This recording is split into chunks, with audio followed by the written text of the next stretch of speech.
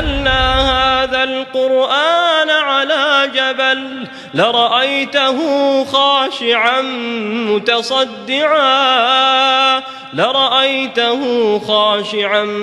متصدعا من خشية الله وتلك الأمثال نضربها للناس لعلهم يتفكرون.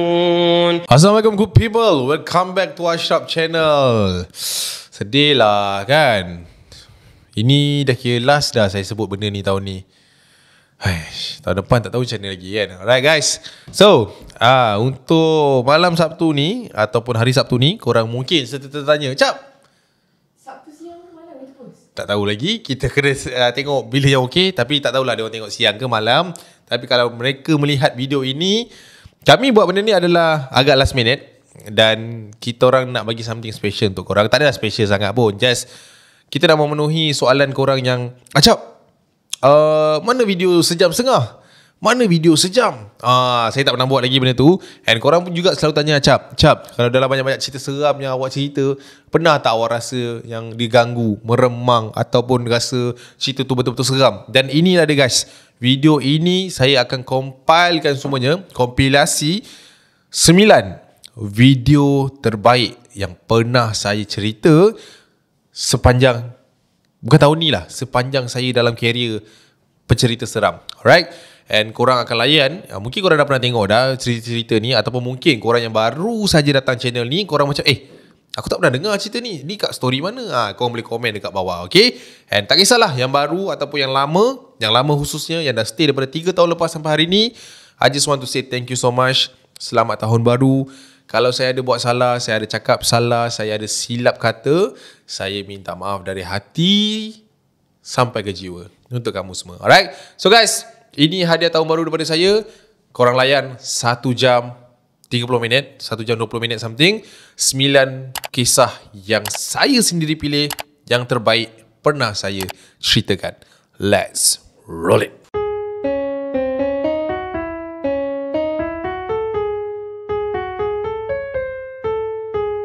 Cerita daripada seorang kaki pancing juga, nak dikenali sebagai Bob. Bob ni dia kata, saya ni bang, saya biasa kalau mancing lebih kurang seminggu tu ada 3-4 kali. Tak ada suara dia tak macam tu, itu saya buat. Alright, 3-4 kali dalam masa seminggu. Agak kerap juga, sebab dia kata ini cara dia, orang kata apa, mengisi masa lapang. Ini mungkin hobi dia lah. Okay, Bob berusia 19 tahun ketika benda ini jadi, which is pada tahun 2021. Saya pergi mancing kat kawasan Paya ni abang Acap. Saya biasa akan pergi dengan kawan saya, tapi malam tu nak jadikan cerita abang Acap, saya berseorangan hampir 2 jam lebih disebabkan kawan saya ni Melayu. Dia kata macam itulah.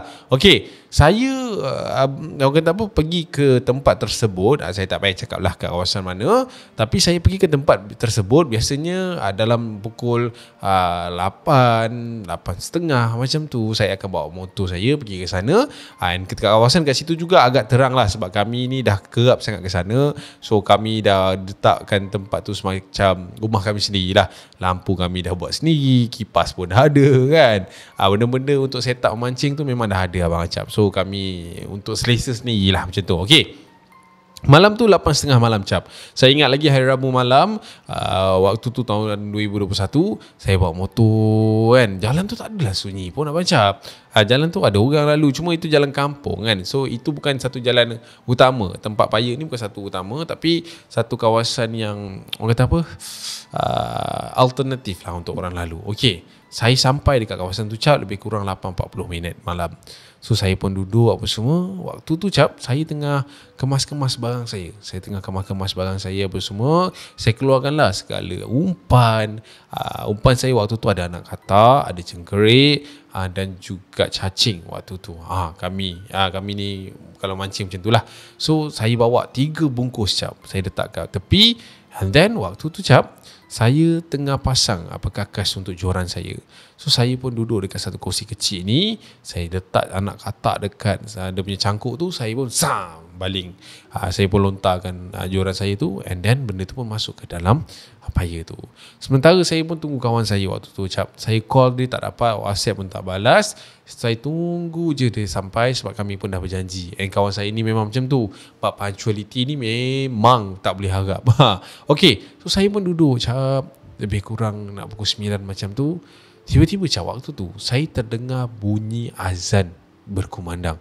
Allahu Akbar, Allahu Akbar, Allahu Akbar, Allahu Akbar. Saya dengar macam tu abang cap. So macam saya tengok jam 9 suku. Ini azan waktu bila pula ni kan? Saya pun diamkan diri saya waktu tu, dan saya tutup radio yang ada kat situ untuk saya amati bunyi azan tu. Asyhadu an la ilaha illallah, asyhadu an la ilaha illallah. Ini bukan suara Haji Hamdan.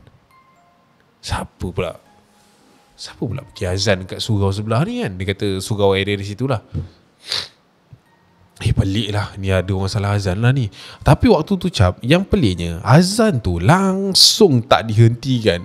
Maksudnya kalau kata salah azan ke, mesti dah ada orang pergi kan.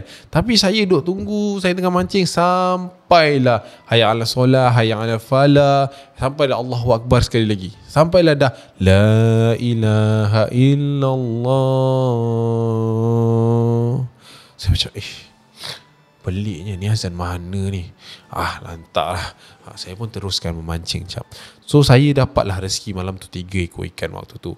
So saya pun letak 3 ekor ikan tu, letak kat dalam satu baldi ni, and then saya angkat umpan yang lain. Saya lontarkan joran saya sekali lagi ke arah paya tersebut. Waktu tu kawan saya si Aikal ni tak sampai lagi cap. So saya macam lantak lah, tak nak datang dah, biar aku sorang pun tak apa. So waktu saya tengah mengomel dalam hati tu cap, kat sebelah saya ni ada satu bangku kecil cap.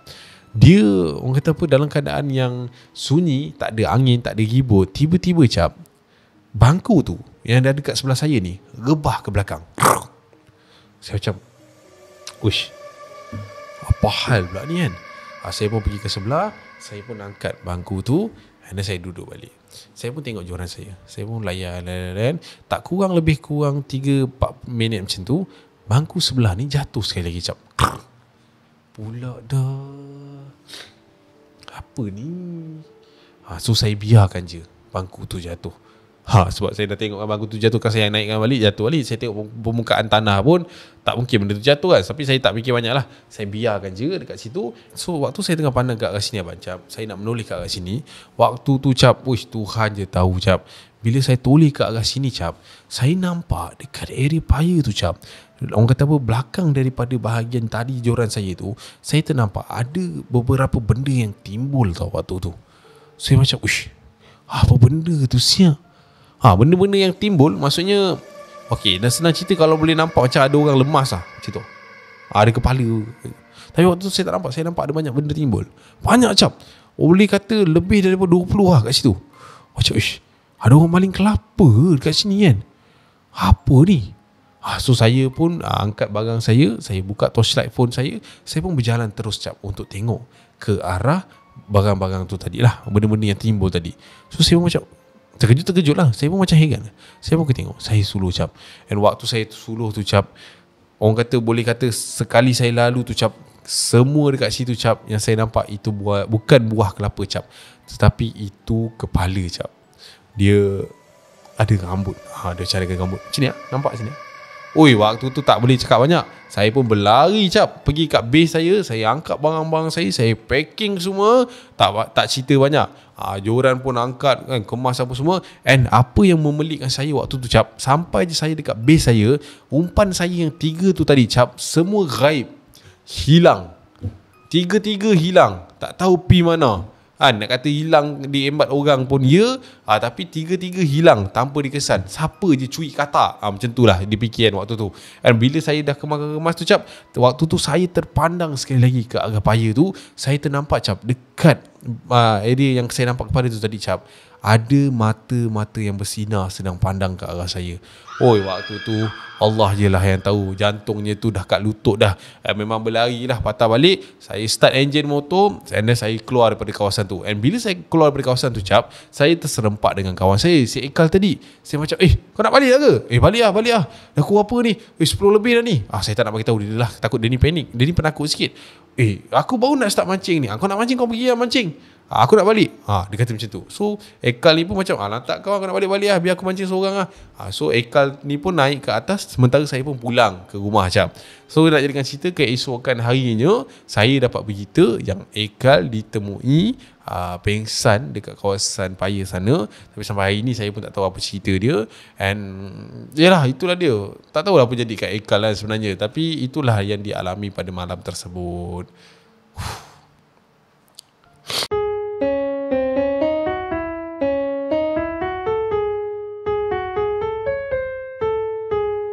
Alright guys, so itulah dia cerita yang pertama. Kita nak go through ke cerita yang kedua, cerita daripada Syida. Okay, Syida ni dia kata kejadian ini berlaku ketika saya hendak pulang ke kampung saya. Waktu ni waktu ni bila cuti sekolah. Minta maaf bukan raya, tapi cuti sekolah. Raya lagi.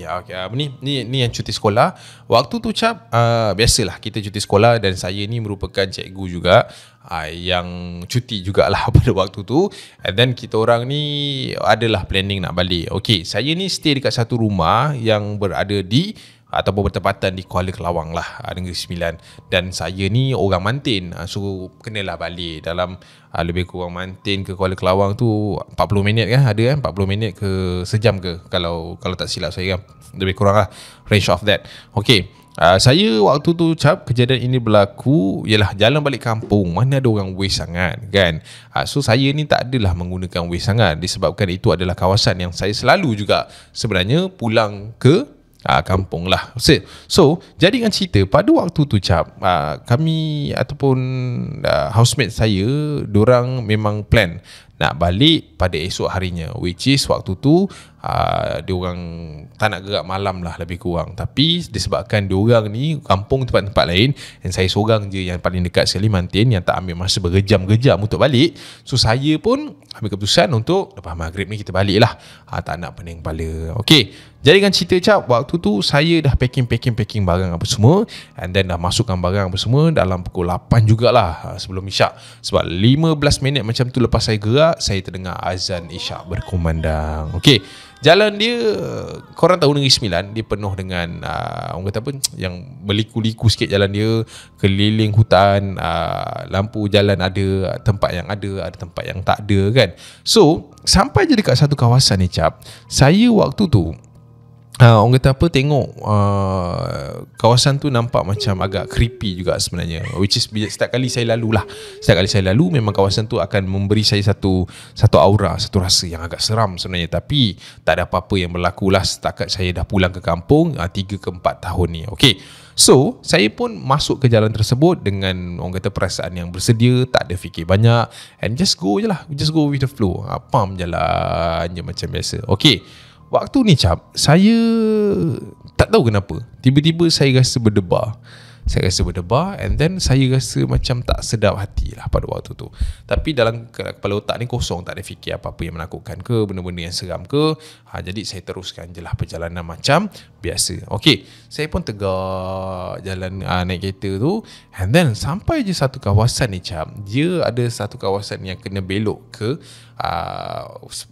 satu simpang. Dia satu simpang yang akan tembus ke satu pekan kecil, and then kita akan masuk ke satu lagi jalan untuk menghala ke tempat yang saya nak pergi ni lah. Alright, so saya pun waktu tu Cap masuk ke pekan kecil tersebut, and then pergi ke jalan simpang yang saya selalu masuk.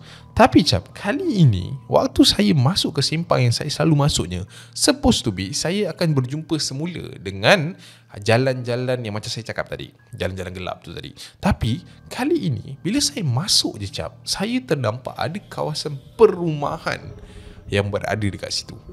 Tu saya macam bila masa pula ada kawasan perumahan dekat sini? Takkanlah baru setahun dan nak setahun saya tak balik dah ada perumahan kan. Laju sangat. Sebab tahun lepas saya balik tak ada pun. Hujung tahun lepas tak ada pun benda lah ni. So saya expect macam saya salah jalan. Tapi kawasan tu tak ada kawasan untuk saya patah balik. Dan saya pun dah terbawa kereta tu terlepas daripada perumahan tu. So perumahan tu kat sini saya dah terlepas lah. Tapi saya pelik lah bila datang perumahan tu. So saya pun tegak je sambil nak cari jalan untuk U-turn balik. Tapi jalan ke depan makin depan tak ada jalan untuk patah balik pada waktu tu. Ada seleko, jalan double line. So memang tak ada ruang sangat untuk saya patah balik. Disebabkan saya perempuan dan saya seorang, saya agak cuak sebenarnya nak patah balik dalam keadaan macam tu lah. So saya pun tegak je and sampailah dekat satu stesen petrol yang berada dekat sana. Saya pun pusing daripada stesen petrol tu, exit dia and then keluar untuk patah balik So, bila saya nak patah balik tu, sebelum saya keluar tu, saya pun keluarkan Waze. Saya nak pastikan dekat mana kawasan yang saya sedang berada ni.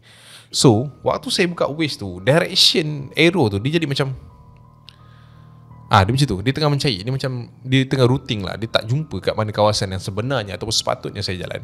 And sampailah saya dah keluar daripada pam minyak tersebut, dia masih lagi routing. Macam apa hal Waze ni? Masalah ke? Problem ke? Saya try buka Google Map sama juga. Tak jumpa jalan. Dia macam dia macam kompas yang tak jumpa dia punya arah nak pergi mana tu kan. So saya macam alamak, apa hal pula ni, aku kat mana pula ni kan. Sebab saya dah rasa pelik lah. Ini bukan jalan yang saya selalu lalu. Ada perumahan, ada stesen minyak, itu bukan semua jalan yang saya lalu. So saya pun tegak je bawa kereta tu. Sampailah satu kawasan tu tiba-tiba Waze ini berbunyi dan bagi arahan, turn left in 100 meter, turn left. Dia kata macam tu. So bila saya dengar ataupun connection saya dah ada balik dalam phone ni, saya dengar turn left, 100 meter turn left. So saya pun tengoklah ke hadapan dan saya nampak ada sempang untuk pergi ke kiri. So saya pun masuk ke kiri and then saya pun jalan tegak je. Okay, kali ni benar ada orang kata apa, yang macam jalan saya kata tu lah, ada pokok-pokok apa semua. And then jalan tu jalan tar lah, tegak je apa semua. And lampu jalan macam tak ada lah. So saya macam inilah kot jalan dia, terlepas lah ni tadi. So saya pun tegak. And bila makin lama makin tegak, saya jadi sekali lagi agak pelik. Sebab jalan dia dah mula menjadi jalan tanah merah Pada mulanya saya masuk tar, tapi mula jalan tu saya nampak ke hadapan dah jadi tanah merah. Dia dah jadi deger. Waktu tu so saya macam ni nak bawa gimana pula ni kan. So saya pun tak tahulah. Saya tengoklah Waze tu balik. Saya tengok Waze tu 1 kilometer straight lagi baru belok ke kiri. So saya expect macam okey lah, mungkin depan ni akan jumpa lah kan. So saya pun jalan dan sampailah Waze tu berbunyi semula. Dia sebut, you have arrived your destination. Tiba-tiba padahal waktu tu saya tengok baru beberapa minit 1 kilo lagi. Dan tiba-tiba Waze tu dah cakap macam tu. Saya berhenti mengejut Bila saya berhenti mengejut, saya tengok kiri kanan saya tak ada kereta. And saya try buka lampu yang ada dalam kereta saya tu, and saya tengok belah kiri kanan saya baru saya perasan yang jalan saya jalan tu adalah jalan satu lane, jalan tanah yang kau dah masuk ke dalam hutan. And pokok tu rapat gila dengan kereta waktu tu And then paling menakutkan sekali bila saya pandang ke arah depan, saya high beam lebih kurang dalam 50 meter macam tu ada satu macam tempat semayang orang Cina dekat atas tu, yang besar kat situ. Dan bila saya high beam kereta saya nampak kat belakang tu ada satu tanah perkuburan Cina kat belakang tu. Waktu tu Tuhan saja yang tahu berapa lajunya jantung ini, berapa naiknya bulu roma ini Saya pun try reverse pelan-pelan. Waktu saya reverse tu saya dah dengar dah kereta saya ni berlaga dengan ranting, dengan gumput yang saya tak dengar langsung masa saya masuk tu. So bila saya reverse tu dia bunyi-bunyi macam tu lah, membuatkan saya lagi risau dan membuatkan saya agak panik. Dan saya tekan laju ke belakang and saya rasa agak lama juga saya reverse kereta tu. Tapi saya try perhatikan sampailah ada satu ruang untuk saya pusing dengan kereta tu And bila saya pusing baru saya perasan yang saya dah masuk hutan mana dah. And saya baru perasan yang kawasan tu memang kawasan yang orang kata memang tak ada orang lalu lah. Bila kita lalu tu nampak seram gila Acap. Sampailah saya keluar ke jalan besar semula, baru saya nampak itu adalah kawasan hutan yang mungkin orang datang masuk untuk toreh getah dan sebagainya. And waktu tu memang saya tegak je sampai saya jumpa balik petrol pump tu. And saya tanya abang tu saya kat mana. Rupanya saya dah tersesat ke sempang yang lain. And abang tu alhamdulillah lah bantu saya untuk keluar balik daripada kawasan tu. Sampailah saya sampai ke Mantin. And start daripada situ Cap, saya dah tak pakai Waze dah. So itulah dia guys, kongsian daripada Syida.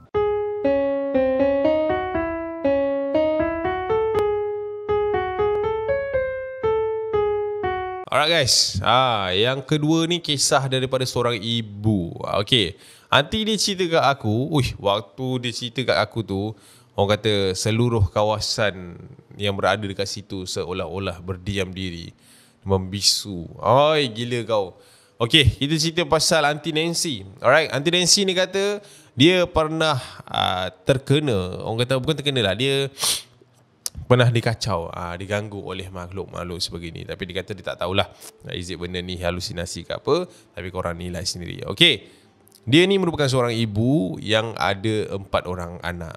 Semasa kelahiran bayi dia, anak dia yang keempat ni, dia kata condition badan dia tak berapa best. Sebab dia ni sering lemah, sering macam mana, sering sakit lah.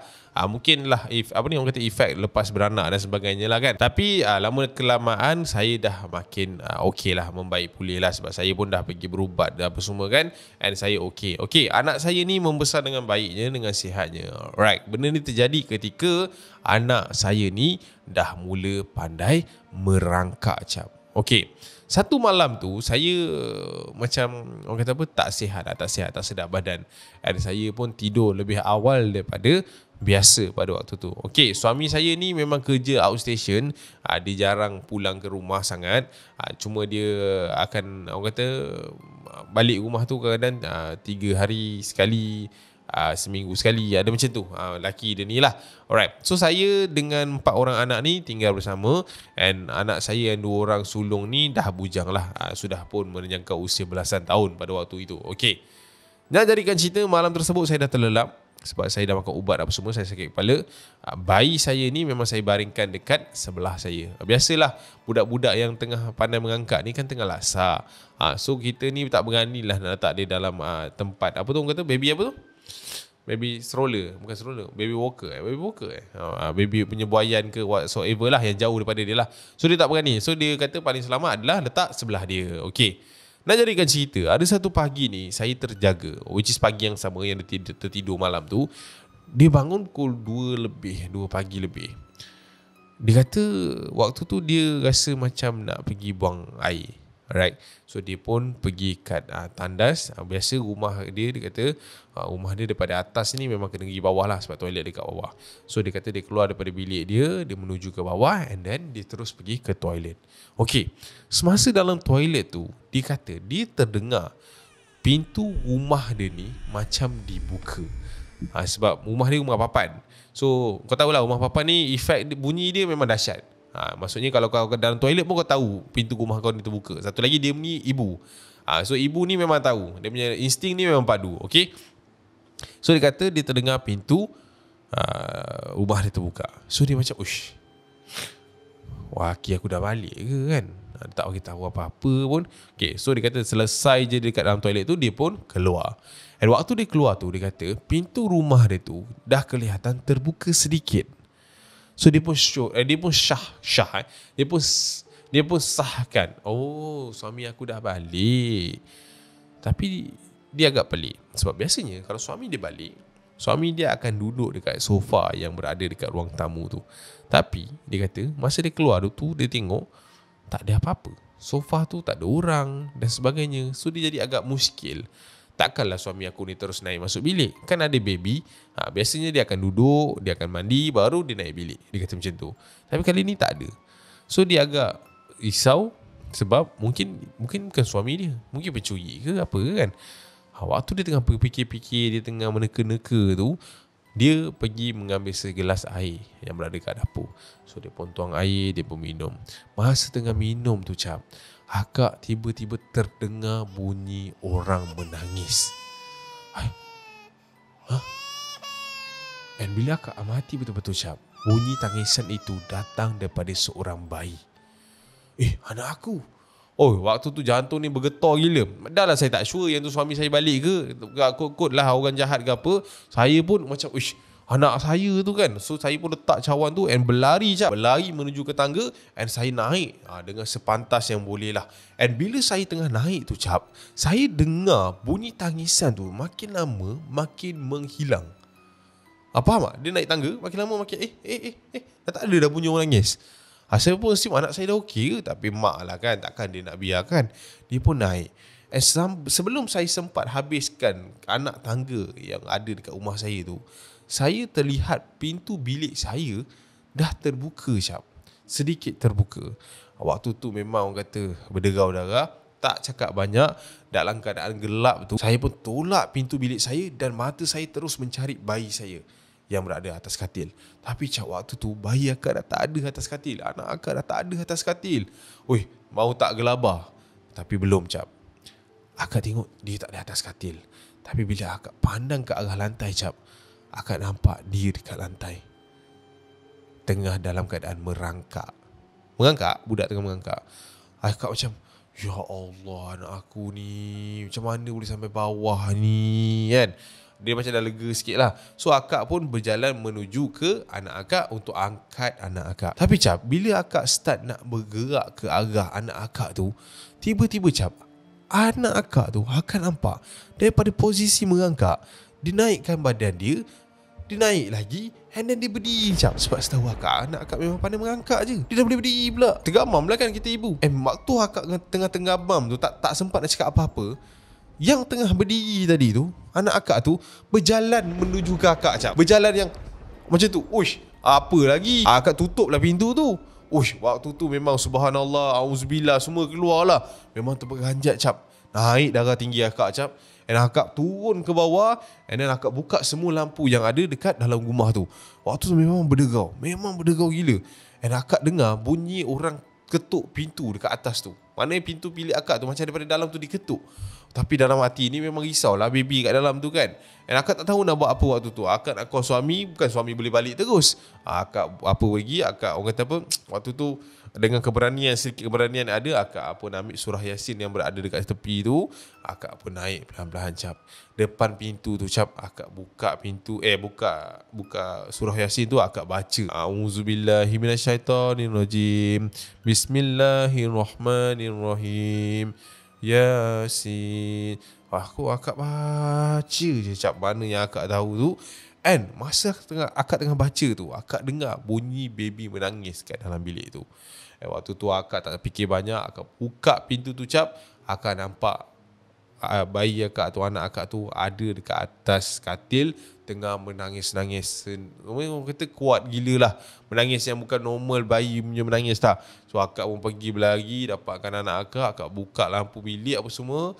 And kita selawat lah. Menangis dia Cap. Satu hari tu jugalah menangis sampai ke pagi besok tu. And kita orang bawa lah ke rumah pakcik. Pakcik ni tahu sikit pasal baca-baca ni semua. And alhamdulillah lah, dia pulih juga tapi take time. Tapi itulah pengalaman yang akak lalui Cap. Itulah dia yang akak nak ceritakan ke awak. Kau pergi check balik adik-adik kau orang. Betul ke dia pandai merangkak je?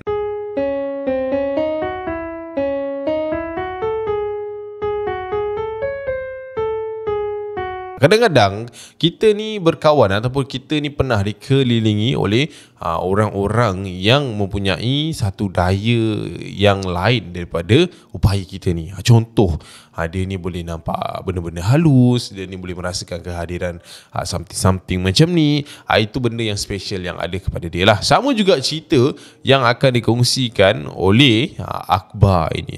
Akbar dia kata dia mempunyai satu deria yang keenam yang dia sendiri pun tak sure is it benda ni speciality dia ataupun benda ni sebenarnya adalah untuk mengganggu dia.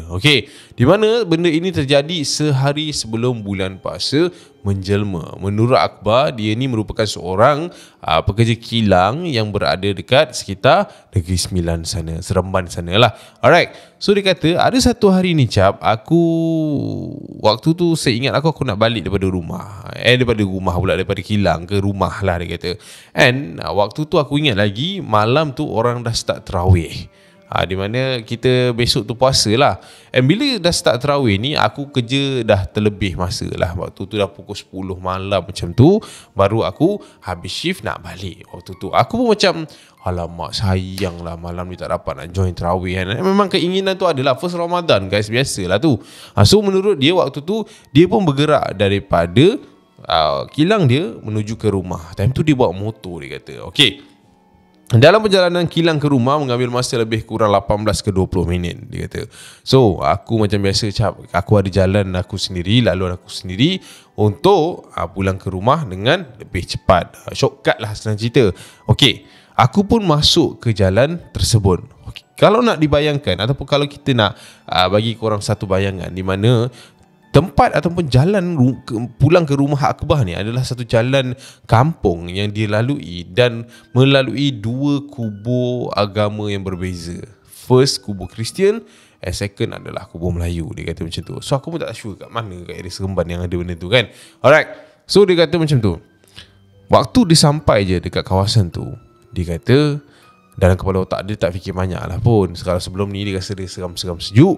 Sebab dia kata waktu lalu kat sini, kalau malam-malam buta ni memang ada satu vibe yang tak best lah.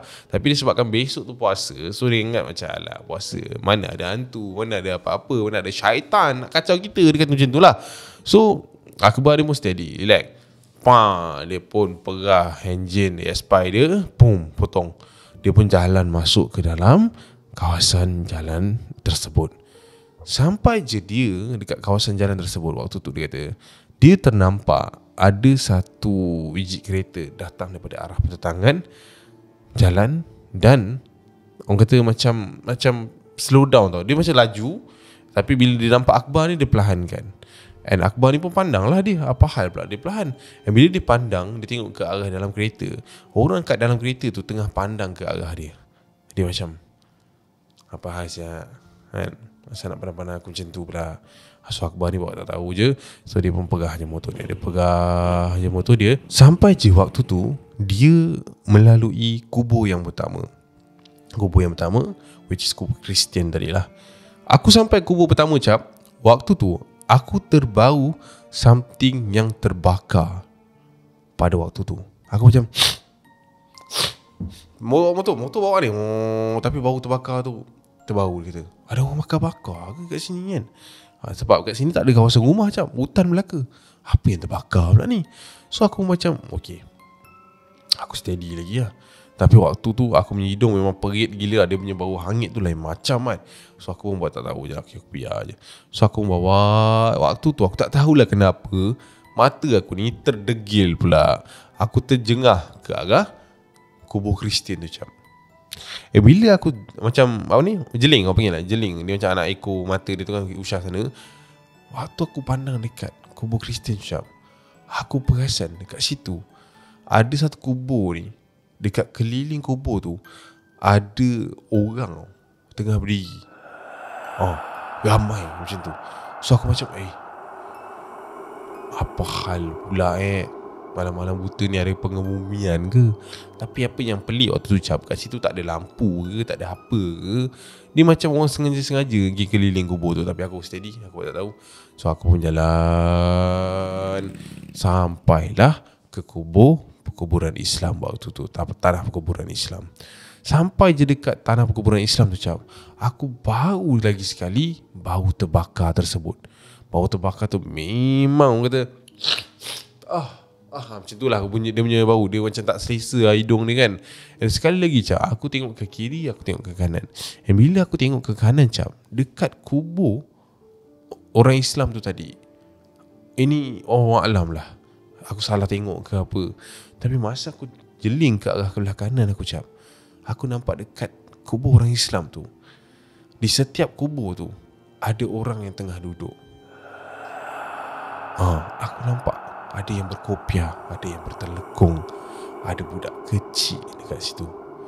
Oh, waktu tu aku dah macam aku salah nampak lagi kan. Aku berhentikan motor aku cap. Aku berhentikan motor aku belah kiri, and then aku macam mana aku kata sit down kejap. Aku macam okay, aku nak pastikan yang aku tak salah nampak.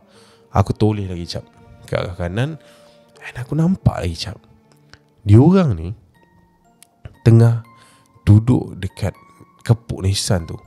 Masing-masing tengah tengok ke arah kubur masing-masing. Faham tak? Okay, dia duduk kat bahagian kaki. Contoh motor Nissan macam ni kan, kepuk macam ni kan.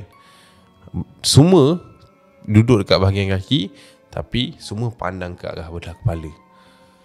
Aku nampak cap, aku nampak. Aku tak tahulah apa benda tu, tapi aku nampak semua berpakaian serba macam putih. Dia macam putih-putih kelabu sikit lah kat situ. Tapi aku perasan ada yang berkopiah, ada yang bertelekung. Budak kecil pun pakai baju putih. Aku nampak dia duduk. Aku macam jadi terpegun lah. Aku macam terpegun, aku tengok je benda tu. Dan bila aku tengok tu cap, aku terperasan dekat belakang tu ada something berwarna hitam tau, sedang macam mundar mandi dekat area situ. Macam macam ni. And bila benda hitam tu datang, bukan datang lah, maksudnya macam benda tu kan ke sana ke sini. So bila aku tengok lama sikit, benda hitam tu aku nampak dia macam makin turun ke bawah tau. Dia macam banjir tau. Dia macam banjir yang turun ke bawah waktu tu. Memang kalau dengar cerita memang pelik lah. Memang macam bunyi orang tengah hide kan. Tapi dia kata waktu tu tengah turun, benda tu macam turun banjir. And dia nampak orang-orang yang ada dekat atas kubur tu tengah tengok. And ada daripada diorang tu terkena air tu. Macam tu lah, terkena benda Allah tu. And ada yang daripada diorang ni tengok je benda tu. Aku macam aku jadi confused lah, apa benda yang aku nampak ni. So aku macam ni salah ni. Ni bukan-bukan dah ni. Dia asyik-asyik gosok mata. Dia kata waktu tu dia naik motor dia start, and then dia jalan. Waktu aku jalan tu cap, aku dalam kepala otak ni masih lagi fikir pasal benda tu tadi. Dan aku sampai ke rumah, aku cerita benda ni kat bapak aku. Bapak aku pun terberanjat. Dia kata apa yang aku nampak tu might be betul. Might be itu adalah penghuni-penghuni yang ada dekat sana. Tapi itu mungkin juga ialah malam-malam akhir Ramadan kan. Tapi aku pun tak ambil pusing benda tu. Tapi cap, kalau nak tahulah, aku boleh kata masa tahun tersebut hampir ke 10 hari kot. 10 hari Ramadan aku balik rumah malam, dan aku nampak benda yang sama cap. So itulah kisah yang dikongsikan oleh Akbar.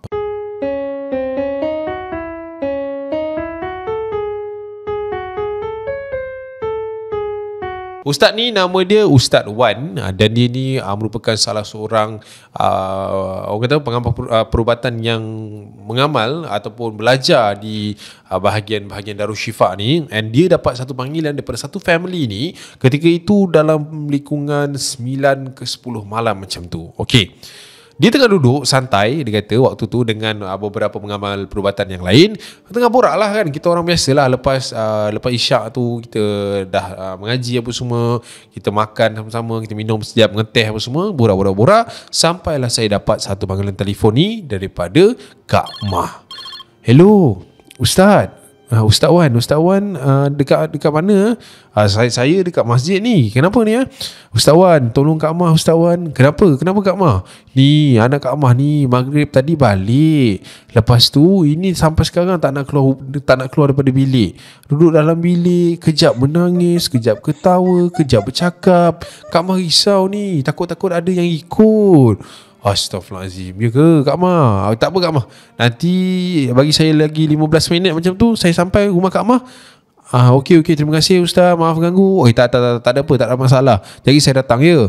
InsyaAllah. Kita usaha sama-sama. Okey. Assalamualaikum. Waalaikumsalam. Matilah telefon tu. Okey. Waktu tu cap, bila aku dapat panggilan daripada Kak Mah ni, kita orang ni agak orang kata agak rapat. Kita orang kenal sebab Kak Mah ni dia ni menjaga nasi-nasi laut di tengah hari, which is jelah kita orang kampung ni memang pusing-pusing akan makan kat kedai Kak Mah ni lah. So benda tu dah biasa kan. Okey, dapat je telefon tu. Kita orang saya ni tak adalah buang masa, tengah lepas makan apa semua dah settle. Saya cakap dengan ustaz-ustaz yang lain, saya kena minta dirilah. Macam yang dijanjikan 15 minit lebih macam tu, saya sampai ke rumah Kak Mah yang tak jauh daripada masjid tu pada waktu tu. Okey. Bila saya sampai je, saya bagi salam. Assalamualaikum. Assalamualaikum. Kak Mah pun keluar. Waalaikumsalam. Ustaz. Ya Kak Mah. Okey, anaknya dekat mana Kak Mah? Anaknya dalam bilik itu. Duduk dekat dalam bilik tu daripada tadi tak keluar ni. Tak keluar. Kak Mah tak tahulah nak cakap apa. Dah panggil dia banyak kali, dia buat tak tahu je. Ini Kak Mah panggil ustaz ni, dia nampak macam nak menangis-nangis kat dalam tu tadi. Last Kak Mah tengok. Okey, tak apa Kak Mah. Kak Mah relax. Biar saya masuk dulu. InsyaAllah. So waktu tu Cap, aku daripada depan pintu rumah Kak Mah ni, aku pun berjalan menuju ke bilik di bahagian belakang. Rumah dia ada 3 bilik, dan aku pergi ke bilik yang bahagian belakang. Aku pun buka Cap. Bila aku buka, aku nampak ada sosok badan seorang budak yang berlingkungan 14 ke 15 tahun, perempuan, bertudung hijau dan memakai t-shirt berwarna hitam, sedang duduk dekat situ dalam keadaan menangis terisak-isak.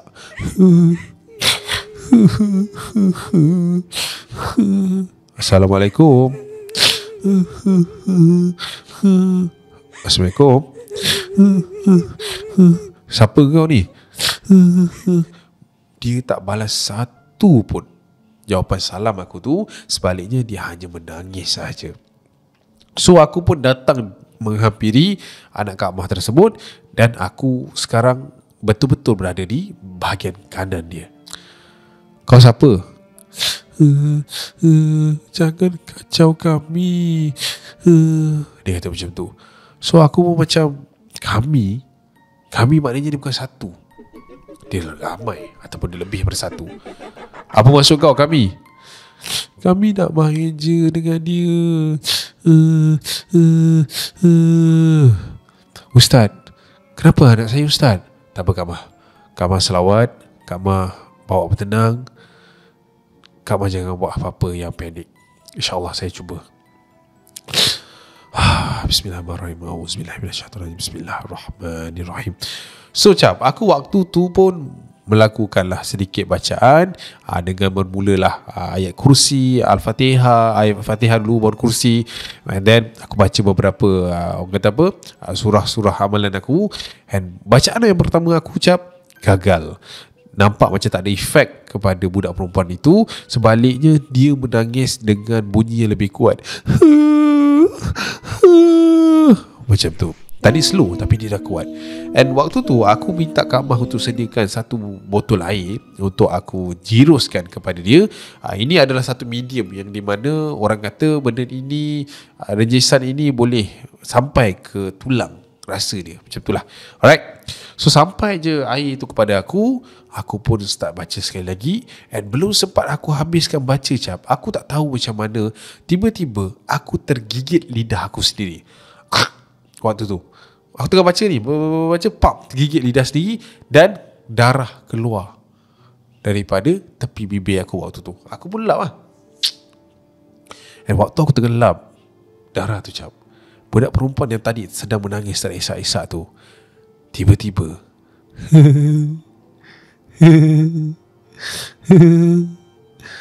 kan dah darah adik buat.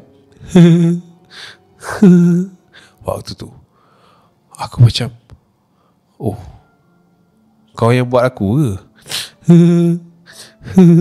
Dia masih lagi tergelak Cap waktu tu. So aku pun pergi hampiri dia, and aku pegang umur-umur dia sambil aku renjiskan air dekat bahagian tu. And waktu tu Cap, aku terus pegang kepala budak ni, and aku tarik dia untuk baringkan dia ke atas katil. And bila dia terbaring tu Cap, aku ternampak ada satu lembaga hitam. Dia masuk laju gila dalam bilik tu. Sup, macam tu. Dia dekat belakang aku ni, benda tu aku nampak sup, macam tu masuk ke dalam. And then aku rasa macam ada yang sedang berdiri dekat belakang aku. Waktu tu bulu roma dah naik. Waktu tu bulu roma aku memang dah start naik. Ada rasa keseraman dekat dalam bilik tu. Aku still baca Cap, Auzubillahiminasyaitanirrajim, Bismillahirrahmanirrahim. Dan ketika aku mula baca tu, aku terasa dekat belakang leher aku ni ada satu aura yang sangat sejuk. Dia tengah pegang aku macam ni. Waktu tu. And aku rasa badan aku makin lama makin rebah. ke arah katil, disebabkan dekat belakang tu dia tengah tekan aku untuk berhenti baca, cap. Dia boleh cakapkan dia ni merupakan satu makhluk hitam yang besar, dia lebih kurang atas kepala aku sikit, and dia mungkin suka budak ni bawa balik ke apa. Makin kuat aku baca, makin ditekan, sampailah aku tergelincir ke depan, and then aku macam, faham tak? Dia macam tersembam ke arah katil tu, and aku fight juga, cap. Aku baca doa lagi, and then aku pergi kat budak tu, aku pegang kaki dia, ujung kaki dia, and bila aku pegang ujung kaki dia, cap, aku terbau satu bau yang gila busuk. Bukan bau kaki dia lah, tapi bau yang busuk daripada dalam bilik tu. And mak dia ni dah start berjerit-jerit sebab dia nampak anak dia ni dah mengonta-gonta gila-gila. And then aku baca, bila aku baca tu, aku jeling mata aku ke kiri untuk tengok makhluk hitam tu tadi.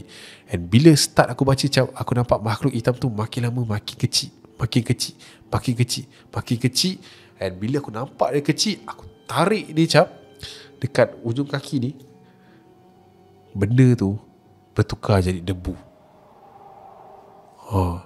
Bersepah dekat area situ. Dan mungkin mak dia tak nampak. Dan aku mau pergi ke arah debu tu, aku baca, aku tiup, dan dia ikut angin tiupan aku tu terbang ke udara, cap. Dan itulah dia kisah yang dikongsikan oleh Ustaz Wan kepada kita. Aku tak pernah tahu tu macam mana orang yang berubat, apa mata diorang nampak, apa yang mata diorang pandang, kan? Tapi bila kita dengar apa yang diorang cerita ni, mungkin itu yang diorang nampak.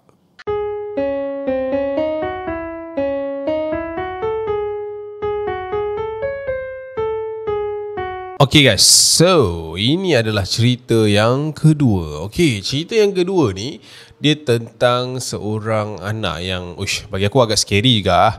Alright, okay, cerita ni tentang seorang anak perempuan. Nama anak perempuan dia ni Maisara, and nama ibu dia adalah Aisyah. Okay, Siti Aisyah ni dia kata anak dia ni ada satu time tu dia kata anak dia ni demam lama juga, dalam 3 ke 4 hari tau. So dia kata anak dia ni dalam keadaan yang tak bermaya, dalam keadaan yang tak, orang kata apa, yang lesu lah, yang lemau lah, senang cerita kan. Dia tak aktif seperti biasa, cap. Akak pun orang kata agak risau lah, akak dengan abang pun agak risau. Dan waktu ni dia berusia 8 tahun, cap, baru darjah 2. Dan dia demam teruk gila waktu tu. Dah pergi hospital, dah masuk air, dah kena tahan ward 2 hari, tapi keluar daripada ward masih lagi dalam keadaan yang tak berapa sihat dan sebagainya kan. Kami dah ikhtiar macam-macam lah. Sampailah ada satu ketika ni, cap, abang dengan akak terfikir untuk bawa dia ke cara kampung pula, cara tradisional kan. Kod-kod lah, manalah kita tahu, kita ikhtiar sahaja kan. Okey, malam tu, masa hari kelima dia demam, saya bawa dia ni, akak dengan abang bawa dia ni pergi ke satu rumah yang disejaskan oleh orang kampung abang, untuk kita orang usahakanlah untuk mengubat anaknya kan. So dalam usaha kami nak mengubat dengannya, masa sampai je kat rumah tu, anak saya ni tiba-tiba macam, faham tak? Dia macam nak kata pelik tu pelik, tapi dia menampakkan yang dia ni lebih sihat daripada biasa, macam tu. Contoh, kalau kata sebelum sampai rumah, sebelum kita nak gerak, dia macam tapi masa on the way nak pergi ke rumah pakcik ni, dia nampak sihat. Dia dah boleh bercakap, dia dah boleh ketawa, dia siap tanya nak pergi mana dan sebagainya kan. So kita pun macam budak ni okey ke tak okey, alright ke tak alright kan. Tapi yelah, disebabkan kita orang dah nak sampai, and waktu tu kita orang pun macam tak apalah, kita try lah usaha ke arah yang ini kan. Tapi guys, waktu anak akak ni yang akak kata dah sihat dan sebagainya, and waktu kami dah nak sampai ke destinasi rumah pakcik tu, anak akak ni tiba-tiba bersuara, "Ama, ya tak payahlah, kita balik lah, akak kan dah sihat, kita balik je lah." Lepas tu saya pun tengok mama, saya pun tengok suami saya pun tengok saya. "Tak apa, balik, tak nak lah, akak takut lah nak pergi rumah pakcik tu, nanti pakcik tu pegang-pegang akak takut lah," dia kata macam tu. So kami pun macam, betul dah sihat ni? Ya, kan dah sihat ni, kan dah okey ni. Waktu tu kita macam pelik lah, hairan lah kan. Tadi macam tak sihat betul, dah 3-4 hari, dah 4-5 hari dah ni. Ni dah hari ke-5 dah ni. Ini pula tiba-tiba nak sampai tiba-tiba sihat kan. So kita orang macam okey lah, tak apalah. Kita orang pun batalkan niat. Ayahnya pun pusingkan kereta dan kami menuju pulang ke rumah. Menuju pulang ke rumah juga cap, anak akak ni sihat walafiat. Dia macam dah aktif semula. Like macam tiba-tiba macam macam tu saja kan. Sampai je dekat rumah, and kita orang ni dah siap apa semua. Akak dah siap mandikan dia dan sebagainya, and kita orang ni dah bersedia nak bertidur lah. Okay, so waktu tu ayahnya ni duduk dekat ruang tamu sebab malam tu ada bola. So anak je ni ada bilik sendiri. Akak ni masuklah dalam bilik and nak tidurkan budak ni lah kan. Sebab kan dia bau-bau sihat kan. So kita kena ada dengan dia lah. Okay cap, saya suruh dia baring, tapi dia kata macam ni dengan saya, tak apalah, mama baring, akak duduk. Tak apalah, awak yang nak tidur ni, bila awak tidur. Awak baring, mama duduk. Tak apa, mama baring, kita duduk. Lepas tu saya macam okey lah. So saya pun baringkan badan saya, dan anak saya ni terus duduk dekat bahagian kepala saya. So maknanya saya baring sini, anak saya kat sini. Dia bercakap dengan saya macam ni, mama, masa akak sakit, mama susah hati kan?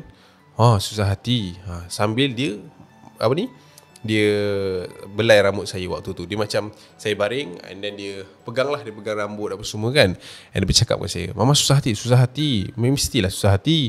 Akak je anak yang mama dengan ayah ada. Mestilah mama susah hati. Kalau one day akak dah tak ada, mama dengan ayah susah hati tak? Susah hatilah, mestilah sedih. Waktu tu mungkin mama rasa mama dah tak boleh hidup dah kat dunia ni. Lepas tu kenapa tanya macam tu? Saya pun tanya macam tu kat anak saya. Waktu tu saya ingat dia tiba-tiba macam diam tau cap. Dia macam diam, tak bercakap. And dia bangun daripada tempat yang dia duduk tu, ke jalan ke arah meja makeup dia. Sampai je dekat meja makeup dia, saya nampak dia angkat sikat. Dia pegang sikat. And then dia kata dengan saya, mama, malam ni kakak nak sikat rambut mama boleh? Lepas tu saya macam apa buang teriak ke budak ni kan, nak sikat rambut pula. Boleh. Mari sini. So dia pun duduk semula dekat atas kepala saya tadi tu. So sambil bercakap, kami berborak dan sebagainya, disikat rambut saya. Sikat sama rambut saya. Sampailah satu soalan ni cap, dia tiba-tiba berhenti, orang kata gerakan sikat tu daripada kepala ke rambut saya. Soalan dia macam ni, besok pagi kita sembahyang subuh sama-sama nak?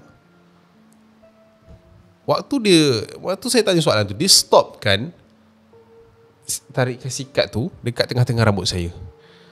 Saya macam, Akak okey ke? Besok kita sembahyang subuh sama-sama kita tidur dulu Waktu tu cap, sikat yang gulung tau. Saya tak tahulah kenapa tiba-tiba anak saya ni, dia pusingnya sikat tu, and dia tarik rambut saya kuat-kuat cap. Waktu tu saya terjerit lah, macam tu kan, sakit lah. Lepas tu dia terus tahan dia punya lengan ni, letak dekat atas dada saya kat sini, and dia tahan saya macam tu, and dia pegang sikat tu, dia tarik rambut saya. Dia tarik. Menjerit-jerit saya waktu tu cap. Saya tak tahulah kenapa, apa yang dah jadi pada dia. Saya cuba menjerit untuk minta tolong suami saya yang kat luar. Saya jerit sekuat hati. Dia tarik tom, dia tarik. And sampai saya rasa ada beberapa helai rambut saya tercabut, and nampak dia pegang sikat tu cap. Saya macam tengoklah macam ni kan, and saya nampak dia pegang sikat tu, and dia macam aku mana solat? Aku mana boleh solat?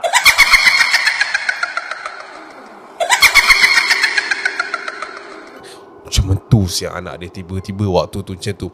And waktu sikat tu dah terlepas, saya nak cuba bangun tapi tangan dia masih lagi dekat sini. And saya cuba jerit, tapi saya rasa suami saya tak dengar suara saya kat luar. And waktu tu saya tak tahu macam mana, saya ada kekuatan sedikit, saya macam menolihkan badan saya tu, and saya berjaya bangun daripada katil tersebut. And anak saya duduk dekat katil tu cap, dia macam mana nak lari. Dia kata macam tu. Suara dia memang garau gila cap. And saya waktu tu memang ketakutan. Saya berdiri dekat tepi katil tu, and saya cuba berlari keluar daripada pintu tu. Saya buka pintu tu, saya terus jerit, abang, tolong anak kita ni bang. Waktu tu saya nampak lah laki saya uhaga naik atas, and laki saya masuk.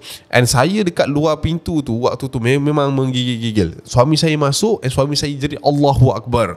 And waktu dia jerit Allahu Akbar tu, saya pula masuk pintu tu. Saya tengok dalam bilik tu, anak saya ni tengah gigit sikat, dan mulut dia penuh dengan rambut saya Saya tak tahulah apa yang dia buat tu, tapi dia gigit macam gigit ayam goreng macam tu. Dia menjerit-jerit kat dalam tu. Dia macam mengacau-ngacau. Dia suruh kami berdua keluar, tinggalkan dia dengan budak ni. Dia kata, budak ni sekarang dengan aku, korang keluar, korang nak solat, korang keluar. Dia marah macam tu waktu tu memang kita tak prepare benda-benda tu And suami saya waktu tu keluar daripada situ, and dia cuba telefon kawan dia yang berdekatan dekat situ untuk bantu. And kawan dia pun tahu dah benda-benda macam ni. Dan waktu tu saya dekat dalam bilik tu berdua dengan dia. Saya cuba cakap dengan dia, anak, ini ibu ni, ini mama ni, duduklah Maisarah, jangan macam ni. Kau nak solat, kau pergi solat. Dia macam tu. Waktu tu memang tak dikawal lah. Dalam 10-15 minit juga kawan ayahnya tu sampai. And masa masuk tu dia cuba nak menerkam saya masa budak ni masuk, kawan ayah dia ni masuk dalam bilik tu, budak anak dia ni cuba nak menerkam saya ni. And waktu tu memang kena tahan dengan ustaz tu. And ustaz tu kata, ini kuat ni, ini dahsyat ni, saya tak boleh buat seorang ni kan. Dia perlukan bantuan kami berdua. And kami berdua pegang lah kaki tangan dia supaya dia tak boleh bergerak. And mulut dia dah penuh dengan rambut-rambut saya sampai dia nak bercakap pun dia macam macam tu tau. Sebab rambut tu dah panjang kan, masuk dalam tegak. Dan waktu tu dia ustaz tu baca lama juga adalah dalam 2 jam lebih. And sampailah ustaz tu deal dengan makhluk tu. And dalam conversation tu makhluk tu kata dia ni dihantar untuk memecah belah.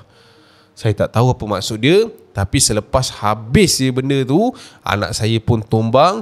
And anak saya keluar cecair warna biru. Bukan biru, dia macam cecair putih biru pekat macam tu, keluar daripada mulut dia. And keluar sekali dengan rambut-rambut saya Saya pun tarik satu. Sampailah ada satu lagi helai rambut halus yang berada dekat celah bibir anak saya. Saya tarik je Saya tarik je rambut tu. Anak saya keluar darah-darah. Dia macam muntah darah. Saya tarik je tu, semua darah keluar And nafas dia juga berhenti. Ketika itu kami cuba untuk hubungi ambulans, tapi bila ambulans sampai, ambulans sahkan yang saya dah kehilangan anak sulung saya ketika dia berusia 8 tahun waktu tu. Cerita ni memang saya abadikan sampai sekarang. Saya tak faham siapa yang cuma mengantar sampai ke tahap macam tu. And 2 tahun selepas pemergian anak, saya dengan suami saya telah pun berpisah. Tapi sekarang saya dah berkahwin semula dengan suami yang lain, suami kehidupan yang baru. Dan saya dah dikurniakan dengan 2 orang anak cahaya mata. Tapi ini adalah kisah yang saya himpunkan, yang saya simpankan sampai ke hari ini. So saya harap viewers Acap boleh sedekahkan Al-Fatihah kepada anak saya Nur Aulia Maisarah binti Muhammad. So kita sedekahkan Al-Fatihah kepada dia supaya rohnya tenteram dan dicucuri rahmat, insyaAllah. Al-Fatihah.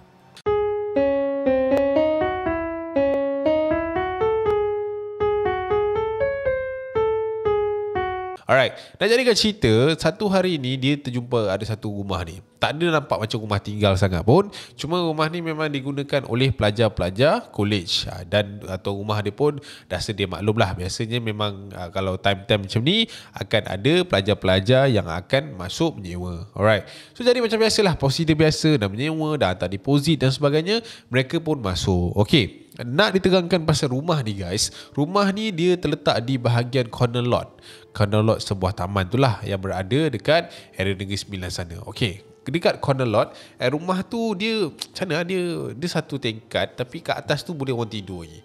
Faham kan? Maksudnya kat loteng tu boleh tidur dalam 2 orang lah, macam tu kat atas tu. Tak adalah panas. So itulah dia punya reka bentuk rumah tu, macam tu dia kata.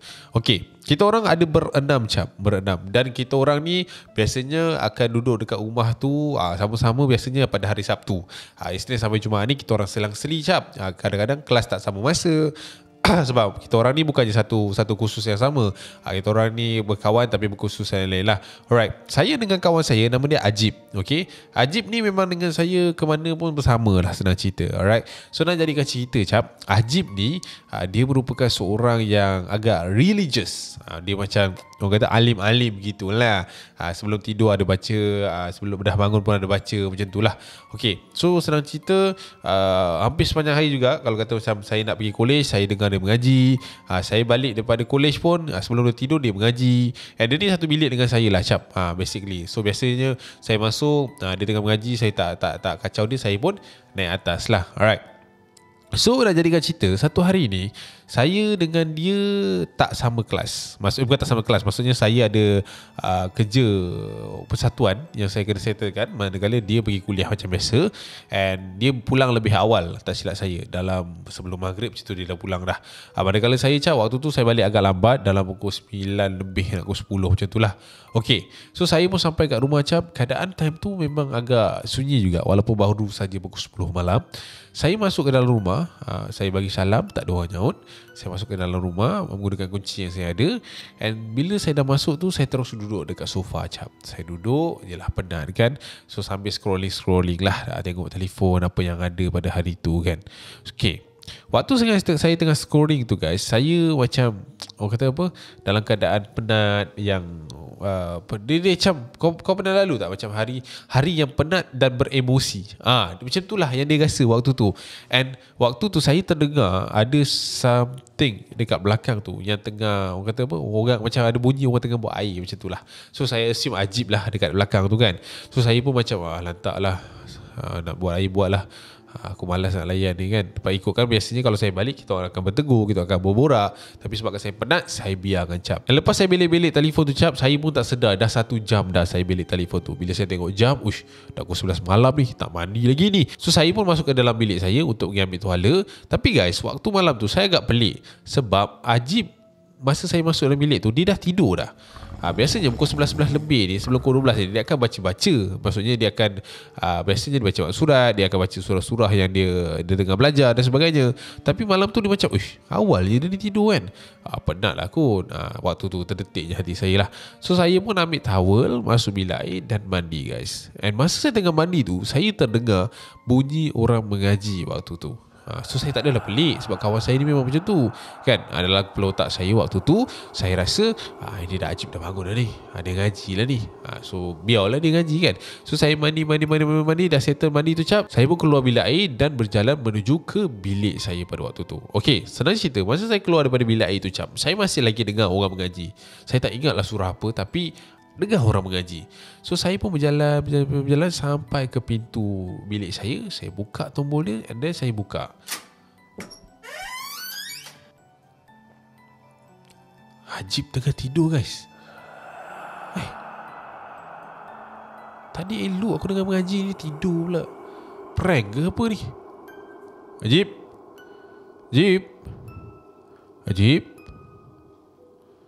Tak ada jawapan. Waktu tu saya dah macam, aku salah dengar ke kan?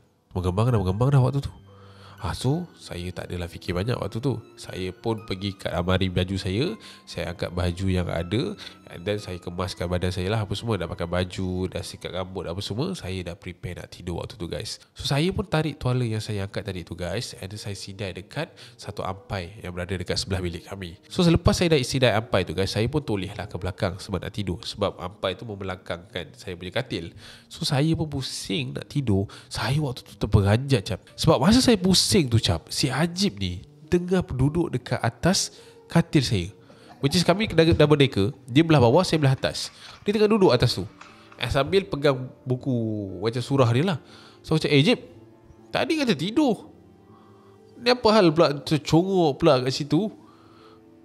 Kau tengah membaca ke apa? Lepas tu dia angkat dia punya tu. So aku macam tak faham lah apa benda dia ni kan. And then aku macam teringat, tadi Ajib tidur kat bawah. Aku terus turun ke kepala aku, and then aku tinjau dekat katil belah bawah tu. Aku tengok, Ajib tak ada kat situ. Yang ada cuma selimut dengan bantal-bantal yang kat situ. Betul lah, Ajib duduk atas. Jib, kau nak baca kat atas ke, Cip? Kalau kau nak baca, kau baca lah. Aku tidur bawah, aku tidur katil kau lah, boleh? Ajib kat atas tu masih lagi pandang saya, tak buka mulut, and then dia tunjuk sekali lagi buku dia tu. So aku macam letaklah suka tingkau lah, Jib. So aku tak ada fikir panjang, aku pun berjalan menuju ke arah katil si Ajib tu. Okay, so aku pun tarik bantal yang ada dekat situ, Cap, and then aku tepuk. And satu lagi bantal aku tarik, Cap. Waktu tu, Cap, aku terperanjat. Sebab masa aku tarik satu lagi bantal tu, guys, aku ternampak buku yang Ajib pegang selalu tu ada dekat katil tu. And then aku tu recall, tadi ada pegang tu buku apa? Dia ada 2 buku ke? Wah, aku macam aku tersentak lah. And masa aku tersentak tu, guys, aku terdengar bunyi orang mengaji. Orang mula mengaji dekat belah atas. So aku macam, okay, tak apalah, mungkin dia ada buku lain, aku tak payah fikir lah. So aku pun duduk bakar badan aku, and then aku baring. Aku cuba untuk tidur, guys. Aku tutup mata aku, tapi bacaan tu makin lama makin kuat, guys. Bacaan surah Al-Quran tu bukan macam surah bukan macam bunyi bacaan semacam biasa si Ajib dia baca. Biasa dia akan baca dengan tenang, gemalai, and orang kata apa, tak adalah kuat-kuat. Tapi kali ni dia macam berjerit tau baca. Auzubillah, macam tu lebih kurang lah kan. So aku macam, apa benda sih ada Ajib ni kan. Tidur, orang nak tidur ni baca kuat-kuat. Tak salah nak baca Quran, tapi baca kuat sangat ni. So aku pun tak puas hati, aku pun nak bangun daripada katil tu. And waktu aku nak bangun daripada katil tu, guys, aku terperanjat gila, guys. Sebab waktu tu aku ternampak ada orang menggeliat sebelah aku. Dan bila aku tengok, aku selak selimut yang ada tu, Cap. Ajib, Cap. And aku masih lagi dengar orang baca Quran dekat atas tu, Cap. Waktu tu tak tahu nak buat apa. Nak ke kanan salah, ke kiri salah. So aku pun kejut Ajib waktu tu. And Ajib bangun, dia kata, kenapa? Jib, kau dengar tak ada orang baca Quran? Mana ada, gila, tak ada dengar apa-apa pun. Adalah, aku dengar lah. Dah lah, aku nak tidur lah, aku mengantuk ni, janganlah kacau aku. Otak kau. So Ajib ni terus pusingkan badan dia ke belah kiri, and macam tak nak layan aku lah. Waktu tu aku dah macam panik lah, sebab aku dengar lagi dia ni bunyi Al-Quran ni. And aku pun beranikan diri, lompat daripada katil tu, and aku tengok atas. Aku tengok atas, tak ada siapa-siapa, Cap. And sekaligus lepas aku lompat daripada katil tu, bunyi Al-Quran tu terus senyap. Waktu tu menggigil-gigil aku lah. Aku pun keluar dari rumah tu, and then aku tidur dalam kereta, Cap, sepanjang malam tu. Punyalah takut waktu tu.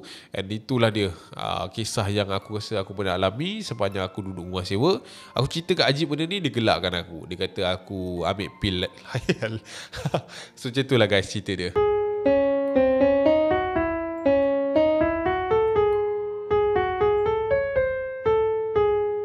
Okay, guys, so kita nak ke cerita yang ketiga ni. Cerita ketiga ni dia agak straightforward sikit, tapi bagi aku agak risau jugalah. Okay, hantaran daripada seorang, kali ni perempuan pula, yang bernama, yang ni dia, nama dia agak susah sikit, tapi kita boleh ubahkan nama dia kepada Melati untuk lebih mudah.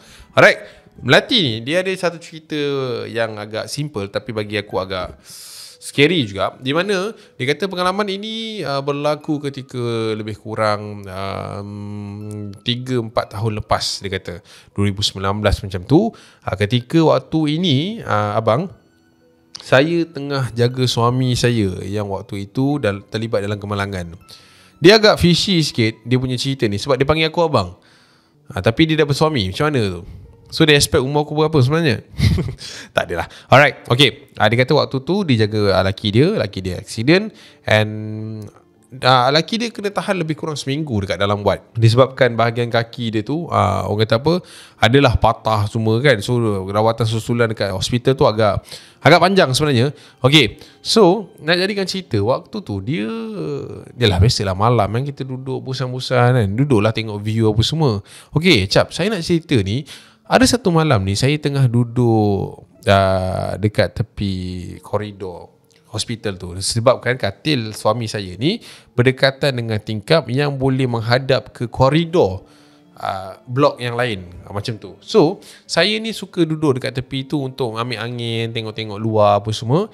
And waktu tu cap, saya terperasan, waktu saya tengah tengok tu, saya terperasan ada beberapa nurse yang berjalan melintasi blok tersebut. Tapi mata saya tertangkap kepada seorang nurse yang berada dekat belakang sekali, which is nurse itu kalau saya nampak dia berbadan agak gempal dan rambut dia lepas cap. Rambut lepas. Tapi yang rambut lepas tu yang buat saya pelik adalah saya boleh nampak rambut dia tu lepas melepasi separuh badan dia pada waktu tu. So saya macam perhati je lah nurse ni kan. So saya rasa macam nurse boleh ke kan tak ikat rambut panjang macam tu kan. So waktu tu tak adalah fikir banyak. So saya biarkan je. And saya expect macam okay lah tak apa, one day saya akan jumpa dengan dia depan-depan. Saya tanyalah dia kan. So waktu tu habis macam tu je lah malam tu. Malam besoknya cap, saya tengah duduk, tengah suap suami saya makan pada waktu tu. And saya punya position ni menghadap ke luar ward, which is ada cermin yang kita boleh nampak luar lah, orang patient lalu lalang, ada doktor lalu lalang apa semua. And then saya ternampak cap, sekali lagi figure yang sama saya nampak semalam, which is ada satu nurse gempal, kulit dia macam gelap-gelap sikit, berjalan melintasi ward kami tu dengan macam saya kata tadi, rambut dia panjang gila cap. Saya nampak dia melintas, tapi perlahan dia jalan melintasi semua nurse-nurse yang ada dekat area situ. Tapi nampak dia tak bertegur siapa-siapa lah. So saya macam, saya tanya suami saya, bang, awak tahu tak kalau orang kerja nurse ni kan, memang rambut dia orang boleh lepas-lepas gitu ke? Mana ada, dia orang kan kena jaga hygiene kan, kena ikat lah rambut tu, at least kalau rambut panjang pun kena ikat. Setahu abang, jarang lah kita nak nampak nurse ni rambut dia lepas-lepas. Tapi saya nampak tadi bang, ada satu nurse tu rambut dia panjang, lepas punggung rambut dia. Ya ke awak? Ya, daripada semalam lagi saya nampak. Tak adalah, salah tengok kot, mungkin kot. So macam tu lah malam tu settle. And malam yang ketiga cap, waktu tu saya tengah on the way daripada lift nak menuju ke ward. Sekali lagi saya ternampak figure tersebut berlega-lega dekat kawasan blok lagi satu tu. So saya jadi curious. Saya macam tak tahulah kenapa matanya tu pergi eye catch. Macam orang kata mata tu nak tangkap that figure kan, dia jalan-jalan apa semua. Tapi saya tak adalah macam nak pergi ikut ke apa. Saya macam perhati berjauh lah sebab rasa pelik. So saya pun buat tak tahu, saya masuk and berjalan menuju ke ward suami saya. And sambil saya berjalan tu, saya ditegur oleh seorang nurse ni. Nama nurse ni Juwita. Dia ni memang banyak in charge lah rawatan suami saya apa semua. So saya pun tanya, Ju, nak tanya sikit Ju. Kenapa kak? Ju, saya nak tanya ni, saya tak tahulah 2-3 hari saya terperasan ada tak seorang nurse yang badan dia gempal-gempal, kulit dia macam gelap sikit, tak sure lah di India ke apa, tapi rambut dia lepas sampai bawah punggung. Bila saya cakap macam tu, saya nampak reaction muka si Juwita ni macam rambut lepas punggung? Rambut dia panjang. Kenapa kakak tanya macam tu? Tak adalah, saya jadi nak tanya lah, ada ke nurse yang macam tu kan? Sebab saya tengok nurse-nurse yang lain semua rambutnya ikat, rapi, tapi yang ni rambut dia lepas. Lepas tu Juwita cakap, tak ada kak, kita orang memang kena pakai tutup semua. Tak ada pun yang boleh lepas apa semua. Kalau ada pun tu dulu zaman sekarang tak ada dah. 1980, awal 1990 lah ada macam tu. Tapi sekarang tak ada dah sebab semua kena ikut protokol kat sini. Okey lah kalau macam tu, terima kasih sama. Dan saya pun masuk ke dalam ward dan cerita kat suami dengan apa yang saya nampak dan apa yang doktor bagi tahu. Waktu tu suami saya yang cuak cap. Dia bagi tahu saya macam, "Tante awak nampak." Saya kata, "Jangan cakap macam tu, kita kat hospital ni." "Tak adalah, awak seorang je nampak." "Tapi dia tak ada kacau kan?" Tak ada kacau, okey je. Tapi saya nampak lah ada berlega-lega dekat area hospital ni. Tapi saya tak pernah tegur lah. "Awak baik-baik, jangan sampai salah tegur." Tak adalah. Dan waktu tu cap, malam tu waktu tu suami saya dah tidur and saya nak pergi ke toilet cap. Saya tak tahulah waktu tu saya mimpi ke, saya mamai ke. Bila saya bangun pergi ke arah toilet cap, saya ternampak cap, nurse yang sama tadi tu tengah berjalan keluar daripada ward suami saya. Dia macam, saya nak pergi toilet ke arah sini, dia dah sampai setengah jalan, tapi nampak dia berjalan keluar melalui pintu and then dia keluar tegak je jalan. nurse yang sama, figure yang sama, cap. Waktu tu saya terperanjat juga sebenarnya, tapi saya berselawat, istighfar kat dalam, tapi dia tak ganggu saya lah. Tapi itu pengalaman yang saya pernah lalu dan saya pernah nampak dengan mata saya sendiri apa yang pelik dekat dalam hospital tu. Tak tahulah, mungkin Juwita tu tak nak bagi tahu ke apa ke, tapi kehadiran nurse yang berambut panjang sampai ke punggung tu sangat-sangat mencurigakan saya. Itulah cerita dia.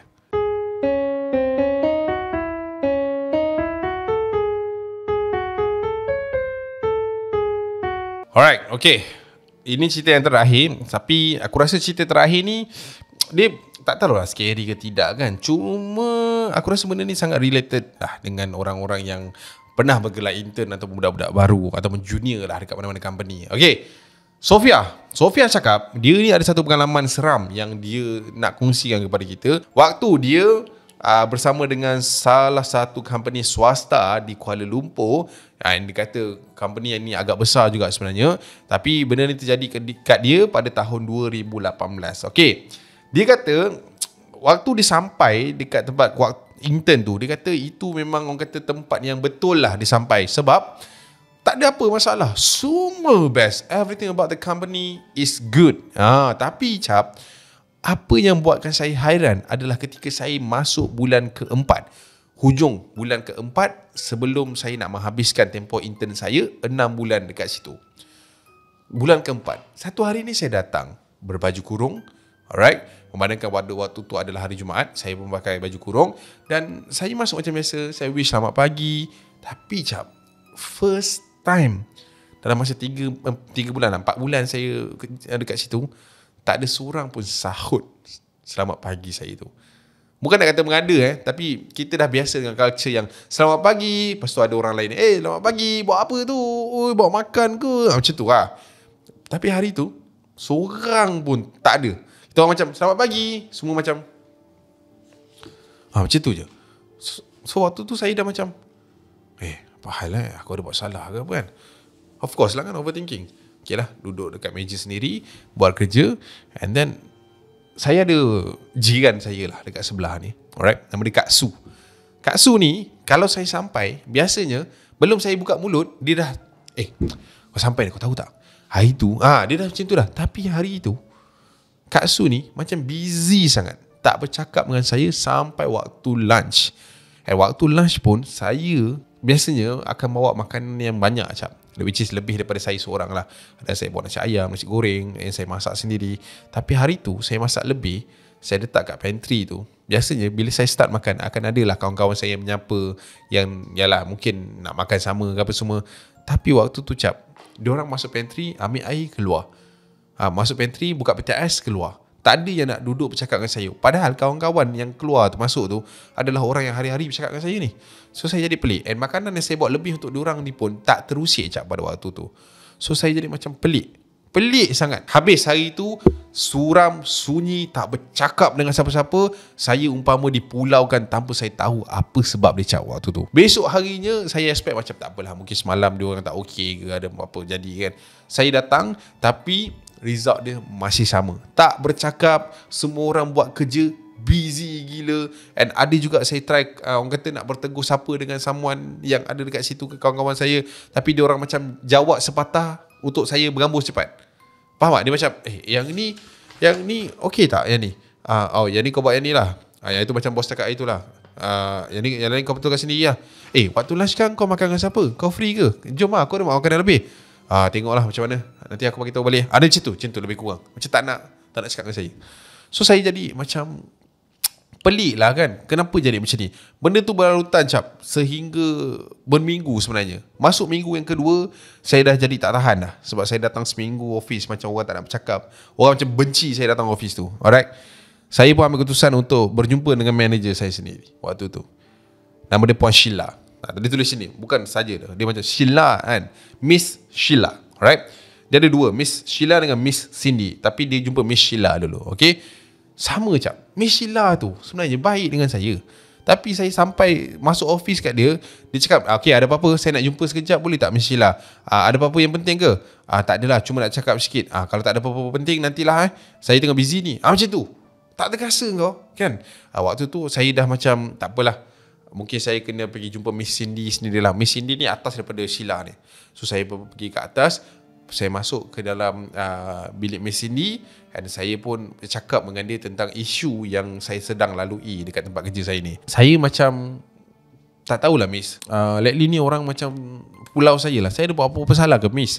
Lepas tu Miss Cindy tu macam pandang saya kan, lama tenung saya, awak tak ada buat apa-apa salah, semua okey. Cuma mungkin lah penampilan you lah, you kena ubah sikit.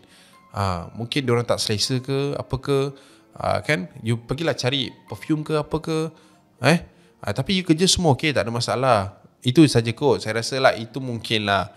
Yang lain you tak payah risau lah. Okay. Okay Miss Cindy, alright, thank you. So lepas saya cakap dengan Miss Cindy tu saya pun keluar daripada bilik tu, air mata saya mengalir. Lagi saya tak faham sebab saya rasa pakaian saya okey je, kemas, wangi. Saya jadi macam down lah. Awak down lah kan. Saya pergi ke depan, respon yang sama, dah masuk minggu kedua. And saya ada lagi seorang intern, member saya, which is nama dia Khadijah. Dia ni pun sama juga sebenarnya. Dulu ni baik gila dengan saya. And saya ingat lagi yang dia kata dia nak buka satu business, which is dia nak start jual perfume. Dia siap bagi saya tester apa semua. And saya ingat macam nak berbaik dengan dia, nak pergi order lah dekat dia. Bila saya pergi nak try, nak order dekat dia, dia kata dia tak jual dah. Seolah-olah memang tak nak bercakap dengan saya. Saya jadi down Balik tu, semua orang dah keluar daripada office. Saya rasa macam nak bersendiri sekejap. Saya pun masuk ke dalam toilet, cuci muka saya. Saya menangis waktu tu. Menangis sebab saya rasa dah tak kuat dah. Saya cuci muka saya menangis. Dan saya tengok cermin tu banyak kali. Kat mana yang tak kemas, kat mana tak okey, kan? Saya bau tak ada berbusuk. Kenapa jadi macam ni kan? Apa masalah dia? So saya pun macam dah lah kan, mungkin diorang dah tak suka saya dah kena buat satu keputusan untuk gerak daripada situ. Alright. So lepas saya dah basuh muka apa semua, saya dah lap dengan tisu, dan saya pun nak keluar daripada kawasan toilet tu. Saya pun berjalan Bila saya berjalan tu, saya tak tahulah, ini mungkin Tuhan nak tunjuk, anak mata saya ni tiba-tiba terjeling ke arah cermin toilet saya. Dan waktu saya terjeling tu saya ternampak wajah saya dekat cermin tu macam pengemis Pengemis memang tak kena, semua benda tak kena. Saya macam terjeling gini je, tapi bila saya tengok balik ke cermin, okey, tak ada masalah. Dan saya keluar daripada toilet tu, saya terus macam fikir, adakah benda ni angkara orang kan? Saya balik bagi tahu mak saya pasal isu ni, dan mak saya pun kata, kau tak ada apa-apa, mak nampak awak okey je. Family saya semua tengok saya okey. Tapi bila kat office saya jadi macam tu. Dan saya cerita pasal yang saya terjeling kat cermin tu, saya nampak benda lah tu. Dan nak jadikan cerita, mak saya ni membawa saya pergi kat pak andak saya ni. Pak andak saya ni tahu benda-benda gini. Dan bila di-scankan memang betul ada someone dah hantar something dekat saya. Alright. Mungkin dia takut saya ganggu gugat tempat dia. Macam tu. Itu je Pak Andak cakap. Dan Pak Andak bagi tahu saya tentang clue yang sangat jelas siapa yang menghantar benda ni kepada saya. Alright. Satu je ni ada. Dia takut yang saya ni diserap masuk while dia tak seperform saya mungkin. Tapi waktu tu saya rasa macam terdiam, tergamam disebabkan saya tak sangka dia yang buat benda ni kepada saya. So itulah dia guys, perkongsian daripada Sofia kepada kita. 2 bulan juga dia kata dia berubat, tapi Alhamdulillah dia kata lepas dia habis internship tu, sebenarnya dia diserap masuk ke dalam company tu, tapi dia minta kepada Miss Cindy untuk just luluskan internship dia, tapi dia nak ke tempat yang lain. And sehingga sekarang pun aku dengar dia masih lagi ada dekat company tu. And mungkin rezeki dekat situ, rezeki aku dekat tempat lain. So itulah dia guys. Ending dia. Kesik. Tapi saya dah bagi dah clue sebenarnya siapa yang buat dia dekat dalam video ni. Alright. Saya dah mention apa yang dia buat. So korang cari sendiri, korang faham sendiri, korang komen kat bawah. Okay. Alright guys, kita jumpa di video akan datang. Kepada semua internship tu, tak kisahlah intern ke, dah kerja lama ke, baru kerja ke, masuk tempat orang bersaing secara sihat. Alright. Kalau nak bersaing dengan cara macam ni, aduh, tak bahagia hidup. Tak lama tak jauh kau pergi. Alright. Kita jumpa di video akan datang. See you when I see you. Assalamualaikum. Ciao. Bye.